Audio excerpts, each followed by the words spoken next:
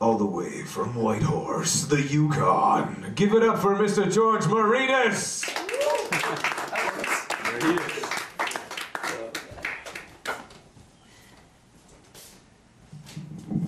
Well, that was quite the build-up. Sorry about that. It's actually George Marinas, but that's cool. Not a big deal. I'll talk a little bit about the inauguration. Was anyone watching it today? Anyone? Yes. That's pretty historic. That's pretty sweet. I don't know if anyone caught this, but there was one black Secret Service guy guarding Bush for the last time. You could just see in his eye, he had this look like, go ahead, I'll look away. And he was just hoping the sniper was looking at him, and it was pretty sweet. It was pretty sweet. It was pretty awesome to see Missy Elliott. She broke out the giant bling. No, it wasn't Missy Elliott. I know it wasn't. It was Aretha Franklin. I know. I wasn't gonna do that joke. It just kind of comes out once you start babbling. But yeah, no, it is nice to finally have, you know, a black president. It's one of those things. I mean, like, you see them play sports, you listen to them play music. I'm pretty sure we're in good hands. Just took a little too long, but it's true. It's true. I am from Whitehorse, Yukon, which is it's the Great White North. It's a long ways from here. It gets pretty cold. December it was down to -50 for about 3 weeks, and it's one of those places where everyone's pretty much seen each other naked because it's a small town, and if they haven't seen you naked, they've heard what you look like naked. So that's pretty sweet. That's why I'm enjoying Toronto. I mean, people give Toronto a bad rap, like no one makes eye contact. That's fucking sweet. Imagine you're walking down the street in Whitehorse. You got your ex-girlfriend either looking at you, or you got your ex-girlfriend's best friend that knows that maybe you don't shave down there. Or maybe it's not as big as you brag about to your buddies. That's pretty awesome. Prostate exams, anyone had a prostate exam? Yeah, those aren't cool in the first place, but when you do them in Whitehorse, and the next day you see your doctor at the grocery store with his family, and they're like juggling melons, like, don't forget these. You gotta limber up, buddy. So, you know, I'm pretty excited to be in Toronto, to say the least. And, you know, I love the fact that you can go to a real movie theater. No joke, our movie theater is an old hockey rink, which is pretty awesome. Pretty sweet when you have to yell up to the guy like, the tape's crooked again, Ted! Ted! Oh god, Ted's asleep. Like, no joke. They don't even put the heat on, so everyone's in their parkas, hoping that it's lined up properly and you get a movie that maybe came out in 2008. So that's fun. The other day we went to Scotia Theatre, and another thing we don't have is escalators, let alone buildings that are higher than 4 stories. So me and my buddies, we're just giddy as shit. Everyone's looking at us like we're the weirdo guys on the subway car. Because that's a whole other treat right there. I swear to God, it was Rick Moranis in Ghostbusters, you know when he's possessed? I swear to God I saw that guy. We were waiting for the streetcar, and this guy thought he was alone, right? He looked around, obviously not very well, and then he just let out one of those like super freak screams, like he was practicing for when he meets with his other sketchy dudes. So he can say like, check out my sketchy scream, I've been working on it. Anyway, we're minding our own business and we just hear this, and then he caught us, like looking at him, he's like, oh. And he tried to be all normal, but it wasn't working for him, and he just ran down the street and did like a bell kick, and just kept going, and like Sigourney Weaver was chasing him. It was pretty sweet. No, I love that. So being in Toronto, I'm also trying to find a gym to go to.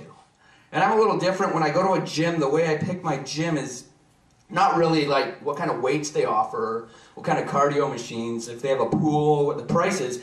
What I like to do is go actually into the change room and check out the old dudes when they're changing.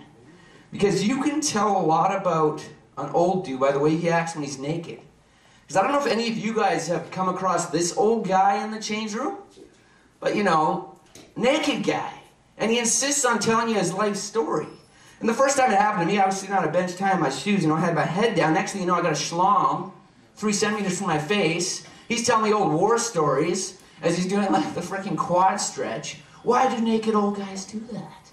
Why do they insist on talking to you naked? You know, they got the foot up like this, just showing off.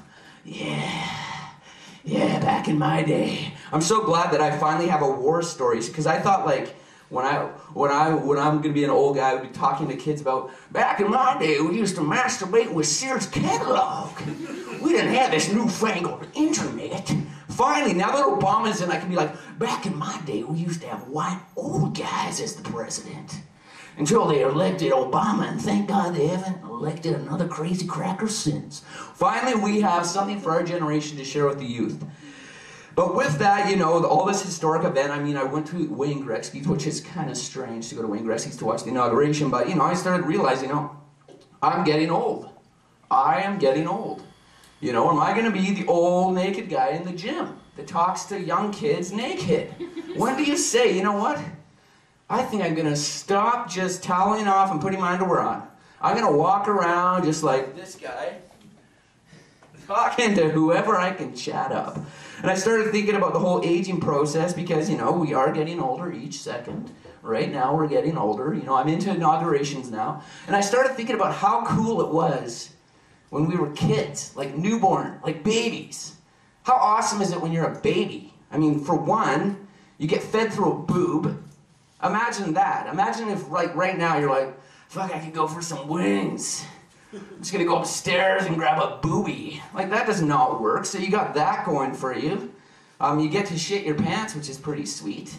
Shit your pants until your drunkle, like, gives you the horsey ride. And he thinks you're screaming only because you're hungry. But you shit your pants 3 hours ago. And Drunkle Bob is just fucking just pushing it back in there. Just, yeah, I love that. But the best thing about being a kid is how everything is solved with peekaboo.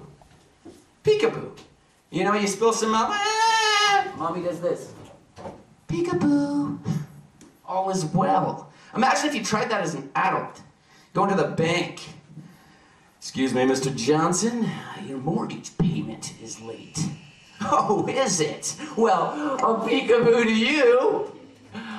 Yeah, we still need the payment, Mr. Johnson. The peekaboo thing's not working. Your girlfriend walks in on you with another woman. Norman, what are you doing? That's how most girlfriends in the North sound. No, I'm not kidding. They're usually like this. I've heard about your penis. Imagine if that were just one of those peekaboo.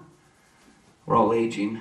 So to give you an idea of how I was going to end my set, because my name's George, I was going to talk about losing a close friend of mine. Not a friend, but someone I'd known for about 8 years.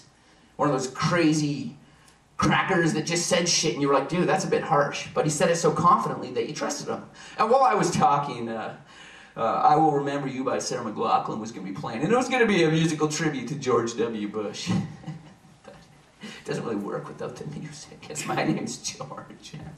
It's pretty awesome having a name like George, because, you know, there can be a lot of Georges being named any day now, you know. 50 years ago, there weren't a lot of little Adolfs running around. No, awesome. Anyway, that's my time. Thanks, guys. Good stuff, Nick.